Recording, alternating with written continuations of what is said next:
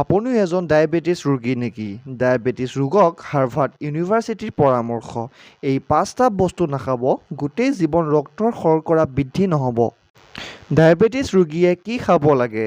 এইটো এনে এটা প্ৰশ্ন যাৰ উত্তৰ প্ৰতিজন মধুমেহ আক্ৰান্ত ৰোগীয়ে জানিব বিচাৰে আৰু আইন অনুসৰি জানিব লাগে। আচলতে ডায়েবেটিছ নিয়ন্ত্ৰণত ৰখাটো খাদ্যাভ্যাসৰ ওপৰত নিৰ্ভৰশীল। যদিও ডায়েবেটিছ কোনো নিৰ্দিষ্ট নিৰাময় নাই, গতিকে খাদ্য পানীয়ৰ যত্ন লোৱা উচিত।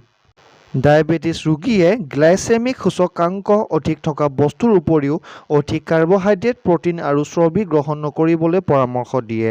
হাৰ্ভাৰ্ড হেল্থৰ মতে বহু কাৰকে ডায়েবেটিছ ৰোগীৰ অৱস্থা বেয়া কৰি তুলিব পাৰে। কাৰ্বহাইড্ৰেট হ্ৰাস কৰক। যেতিয়া কাৰ্বহাইড্ৰেট গ্ৰহণ কৰে, সেয়া পুষ্টিকৰ খাদ্যৰ পৰা আহিব লাগে, যেনে শাক-পাচলি, গোটা শস্য, ফল-মূল, মাহজাতীয় শস্য আৰু দুগ্ধজাত সামগ্ৰীৰ পৰা।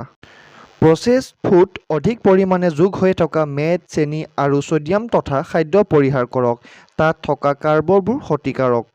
সংপৃক্ত চৰ্বি গ্ৰহণ হ্ৰাস কৰা। ডায়েবেটিছ ৰোগীয়ে চেচুৰেটেড ফেট গ্ৰহণ কৰা উচিত নহয়। ইয়াক প্ৰধানকৈ পশুজাত সামগ্ৰীত পোৱা যায়। আনকি ভাল চৰ্বিযুক্ত অলিভ তেলো কম পৰিমাণে খাব লাগে। চেনিযুক্ত খাদ্য পৰিহাৰ কৰক। ডায়েবেটিছ ৰোগীয়ে চেনি, মিঠা পানীয়ৰ পৰা বিৰত থাকিব লাগে।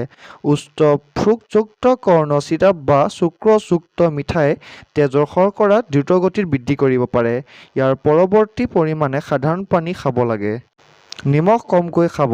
অতিমাত্ৰা নিমখ সেৱন কৰিলে কেৱল তেজৰ শৰ্কৰাত প্ৰভাৱ পৰাই নহয়, ই বহুতো গুৰুতৰ সমস্যাৰ সৃষ্টি কৰে। বিশেষকৈ হৃদযন্ত্ৰৰ লগত জড়িত ৰোগৰ সম্ভাৱনা বৃদ্ধি কৰিব পাৰে।